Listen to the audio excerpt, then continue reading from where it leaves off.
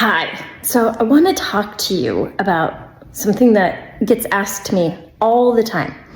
When buyers are buying a resale house and a new construction, and when they settle on a new construction, the one question that they always ask is, why do I need to have a home inspection? It's brand new. Nobody's lived in the house. It was just built.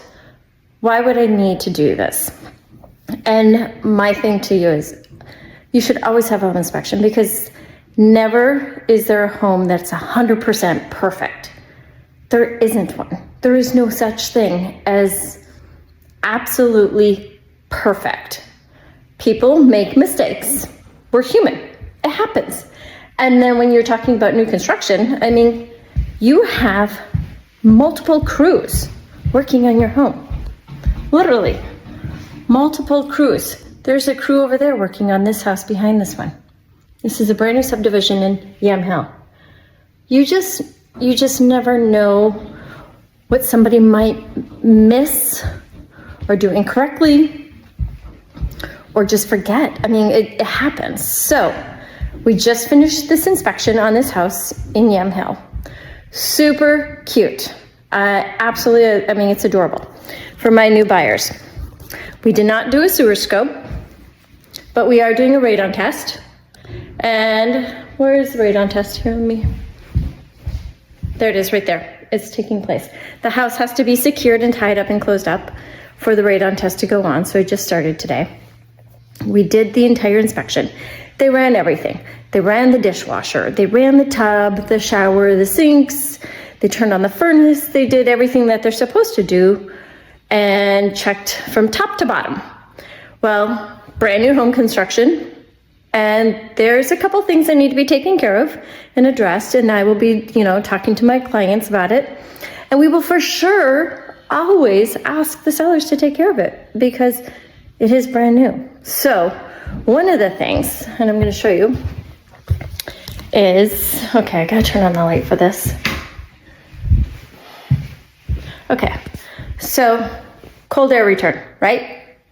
There's a furnace filter in there. So some have furnace filters, some do not. And they're going in the laundry room. In here is a furnace, right? Like your typical furnace. Okay, so this right here is pulling in all the air from outside. Well, there's no filter in here to filter out the air that it's pulling from outside. So it has to go through the entire furnace to get to there to be filtered before it comes in. So it has to work much harder. So the inspector said, move the furnace filter to down here so that when the air's coming in, it's getting filtered and then it doesn't have to work as hard. So that is something that needs to be done. The other thing that came up was the emergency heat. So he turned on the emergency heat, so if like the heat pump, so if everything, goes, the furnace goes out or anything like that, then the emergency heat kicks on. Well, there's probably like a wire transfer connection or something, because he said he could turn it on, but he couldn't get the temperature over 76, where it should be going over 76.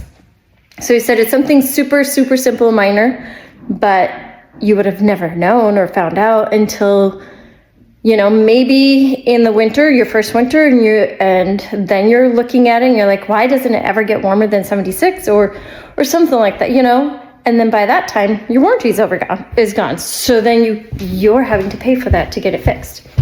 The other thing that was brought to our attention, okay, now look at this. Isn't this a gorgeous tub? Okay, well, everything's fine, but it wobbles. The whole thing wobbles. So can you imagine? I have dogs. Sometimes I put my dogs in the tub to bathe them. My kids are grown. But if my kids were little, they would have been jumping into that because they would have been like, oh my God, that is the coolest thing ever. And because of the way it's shaped and it's wobbling, it could easily break off. So we're going to just ask them to secure it so it's not wiggly, wobbly, everything like that. That is something that we can go ahead and get done now. because we haven't closed on it. And then the contractor will be able to take care of those few things without having to have something break and be out of your warranty. Because with new construction, you have your 90-day where you fill out your little 90-day, like little things, nail pops, things like that, but they really require you to do the nail pops at the 11th month so that they only come in once to fix all that. But you have your 90-day, and then you have your 11th month, and then after that, you're on your own. So one other thing that was brought up was a couple fasteners up on the roof were forgotten to be sealed. It happens because you know what? The neighbor's roof, you see, it's black. So once you get up there and you start sealing it, I mean, it's super easy to miss one or two because you're doing it, and then all of a sudden you have to go to the bathroom or you take a drink, and then you're like, where exactly did I stop? And then you just pick up and you didn't realize that you forgot a couple. Why we want those sealed? So that water doesn't penetrate into them. So those are things, that's why you hire an inspector to go through your home and just find whatever it is, whether it's a new home or an old home. And then this way we can get it all taken care of. Oh, the other thing, which is super common in almost every single house, contractors throw their garbage in the crawl space every single time. Not quite sure why they just don't scoop it up. And they're hoping that nobody will ask them to scoop it up. So I love to say, hey, take your garbage out of there. Why? Garbage in the crawl space in an enclosed area is going to attract bugs, anything. So, and you know what? When you're going to sell your house in, let's say, 5 years, and you call me up and say, hey, Tanya, I want to list my house. I'm moving up, and we have an inspection, and the buyers come in, and they're like, well, there's a bunch of garbage under there. We want it removed. You're going to have to go underneath the house and remove all the garbage. So why not have it done in the very beginning from the contractor? Because they're the ones that put the garbage there.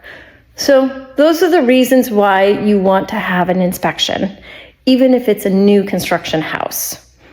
Other than that, I mean, because really, there is no perfect house. There isn't. I haven't seen one.